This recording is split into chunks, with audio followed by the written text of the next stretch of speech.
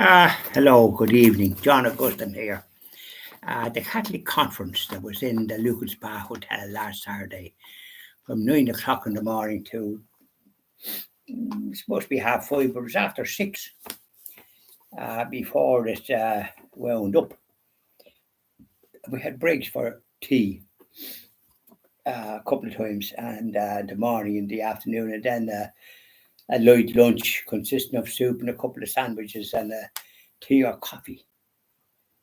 I got a packet of biscuits, 90 cents, I think, as well, because they weren't included. And I like a biscuit or maybe something like that. But the conference was on last Saturday, the 23rd of September, in the Lucan Spa Hotel, where I stayed that night. And it was very enjoyable. And the speakers, Anthony Murphy is the editor of the Catholic Voice, and he spoke. He's pretty good, very good. And his wife Kim was there as you were going in at the reception, so she's good. I know while she recognised my voice, she lost her sight. God be good to her. She's a lovely person, but she recognises my voice. And I got a good welcome. Now, a new saint for Ireland,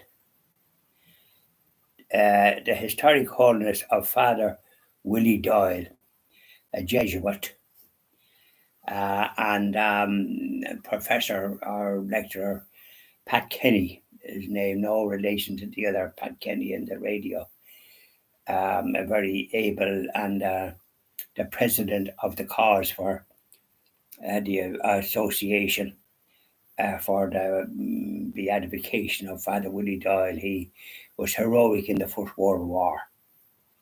And then there was a coffee break after that.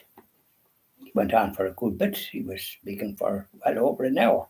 Then there were some questions, and sometimes the questions looks like a speech. It's not a straightforward question. So there was a break then, and I think it was supposed to be from 10:30 to 11, but it was, he went over the time, so it was a bit longer. And then at 12 to 1,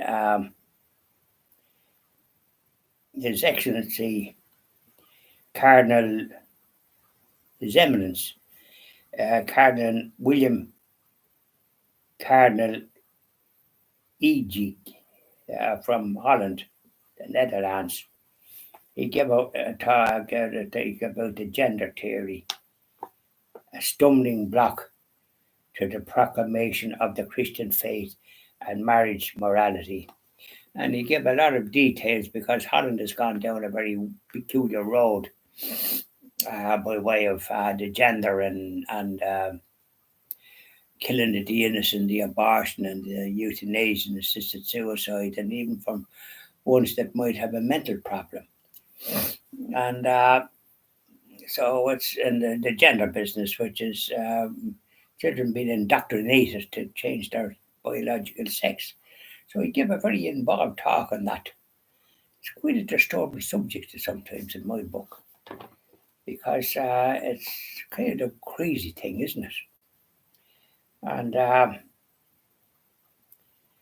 And then, oh wait now, before him, at 11 o'clock to 12, Faith and Politics, Maddie McGrath, the independent TD, Chuck Dahl, as it's the word for member of the Irish Parliament, for those that mightn't know what we call our members of Parliament. We call them TDs, Chuck Dawes.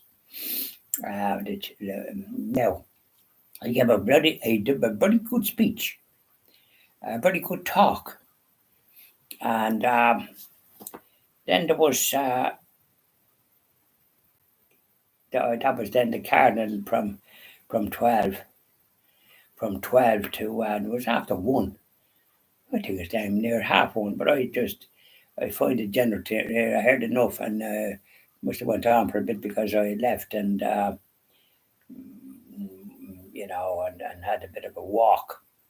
And then I was in, you had a ticket for the thing, so to give it to the thing. So I was first in, and a kind of nice seat facing out, like because sometimes you have a seat and you're looking at the wall. I spent a lot of time looking at the walls with my late wife. She liked to look out, and I wound up looking at the wall. You know yourself. You have to let the ladies have what they want, and that's the way to do it. So then we had luncheon. So as I say, it was after 1:30 by the hope. So I had brought my case in earlier because I was staying in the hotel small, and I left it in, and then the lady at the reception said rooms were ready at 2 o'clock. So it was kind of 2 o'clock then, went before it. So she gave me the room number and a bit of a chat, and I asked her where she was from, and she was from Nobber. But she turned out to be a sister of my late wife's first cousin, Jean Riley. And Frances married her. So Frances was this lady's sister. So it was a small world.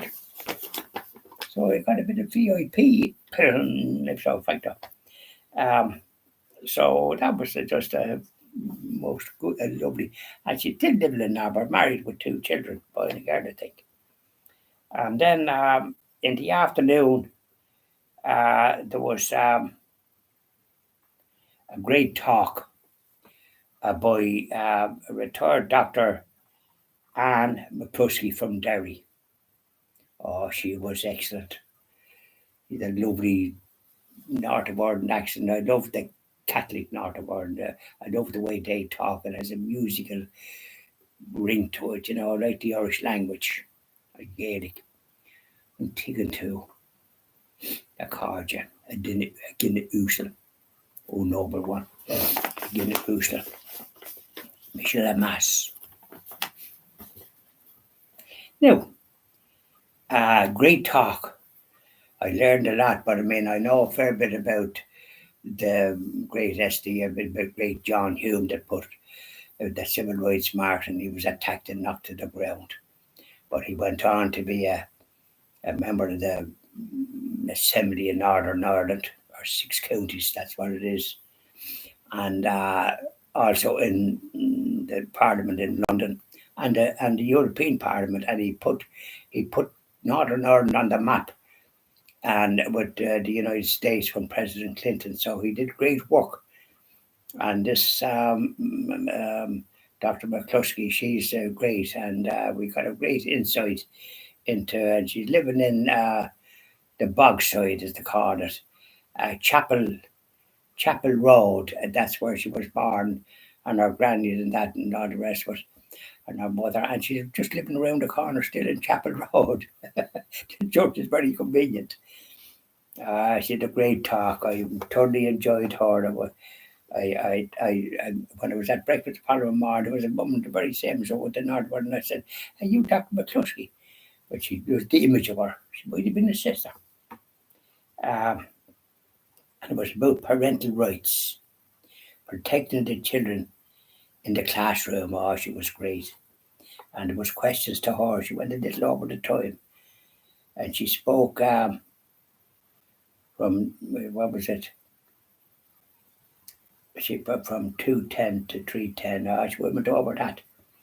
And then after that, there was a manifesto for Catholic education. Viscount Christopher Monkton. He writes in the Catholic Voice, and he's very good. And himself and Anthony Murphy have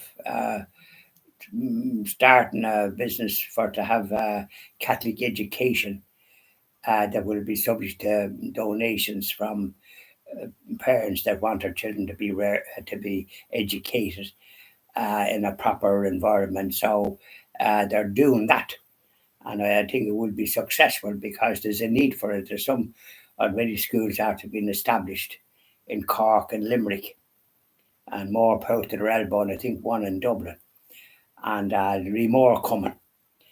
Because they're not going to put up with the gender business that this government inflicting on young people, trying to destroy their innocence with all sorts of old nonsense. and they should have no business doing and to do that. That's up to the churches, the Catholic Church, in the case of Protestant schools, the Protestant churches. So he gave a great talk, and it was very good. He knows his stuff, and oh God, it was marvelous. And then it was finished with a great man from the United States. I have his card and his details. Father Stephen Barreto. It doesn't sound Irish, it doesn't, but he has some Irish in his background. So he's got an Irish passport. And he spent a couple of months here, and he went around the country. He reckoned the faith is not dead at all. It needs nourishment. And it was great. And it was marvellous listening to him. And I'll be contacting him in due course because he was just great. And he was, and I think he was 54 when he became a priest. So he has children and he has grandfather, and I was thinking of great grandfather, he said, but by goodness, he was good. There was no fluids on the way for the fella says. So late vocations can be very good, and no shortage of courage. I think he's been in jail a couple of times because he speaks the truth over in that country, and when you do that in the United States, I think you wound up in trouble because they're calling the Christian faith hate speech. Do you ever hear that? Like, that's what they're at themselves. They have a new law here now, something about it. They're Australian. They've done a lot of peculiar things, taking crosses out of churches and changing their names. Our Ladies' Hospital in Crumlin, the Children's Hospital. That's what it is, and that's what we'll call it. And they've changed the name, I believe. But we won't be bothered referring to it except as Our Ladies' Hospital because it gives uplift to the children that's ill in that hospital. Their agenda won't help them whatsoever, and or anywhere else either. Now, so that was the end of it, and I totally enjoyed it. It was great. So I'll be giving talks about some of them because I took notes. Yes, sorry, I took notes, and I was busy because they were good. The one thing I wasn't too keen on was the gender from the cardinal. I thought I'd hear some very uplifting stuff there, but the gender business is a very difficult, tricky subject, isn't it? It's quite evil, and it should never be allowed. But it shows you what the secular crowd are fit to do. They have no respect for life in any shape, way, or form. They're trying to destroy the family and the innocence of children. So we'll fight against that. And the speakers there, they're against that. And as Anthony Murphy said, when the Catholic faith was established, it was with 11 apostles, and then St. Paul converted on the road to Damascus and was a great apostle to what they call the Gentiles. That's the ones that wasn't Jews. That's hardly dose-ups here, there, and yonder. St. Patrick come here in 422, and we got the Catholic faith. So we were got very early compared to other countries. Oh yes, it took root here. And we great monasteries all around the country and all the rest of it, and holy wells and all that kind of stuff. Lovely holy country it was. Matter of fact, I think it's one of the only countries in the world that has these mass rocks because we were persecuted for hundreds of years by the British. And our brothers and sisters had to hear mass on these mass rocks in all weathers. And priests took a great risk. And some of them was betrayed by the forces of evil. These betrayers that betrayed our great Saint Oliver Plunkett. He was the Archbishop of Armagh. He was hung down and quartered in Tyburn in London. After being found innocent in Dundalk, where they was expected to be found guilty, and when they didn't get that, because they bar him over there, and of course pure evil, and he suffered grievously at their hands. They not brought a compensation, this country, but that's another story. And here we are. So I'll be talking about these great what I heard. I'll be sharing it with you. expect you're pleased about that, those that you weren't at it or didn't hear it. As Anthony said about it, yeah, he said there's more than 12 apostles in the audience and we're all pro-life, which is right. He got a great clap and a cheer. So, so we've more going for us than compared to the apostles and the great job they did. And they were simple folk. They weren't the educated class. It was the simple folk who do all this again.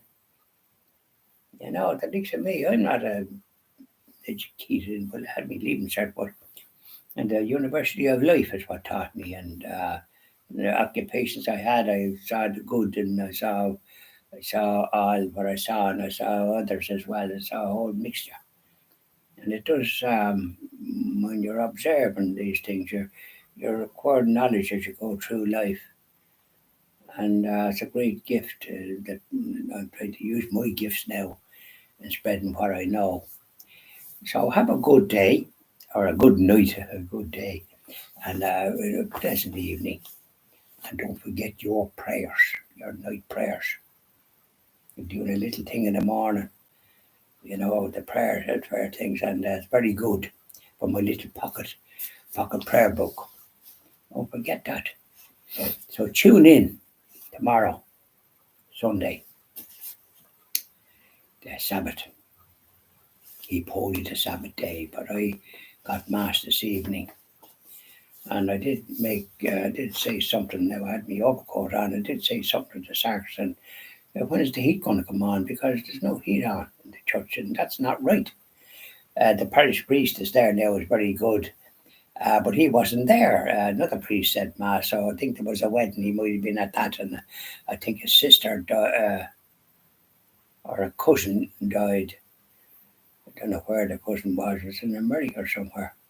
But in any event, he wasn't there. And funny enough, he wasn't there. I was there a couple of weeks ago because I was away last week. I got mass somewhere else when I was at the conference. So this is the second Saturday I've been there, and he did celebrate mass, but we're receiving Holy Communion now at the altar. Thank God. That's a great gift, and you can receive it on the tongue. I receive it on the tongue. Bye now, and I'll be talking in the morning to you. Bye.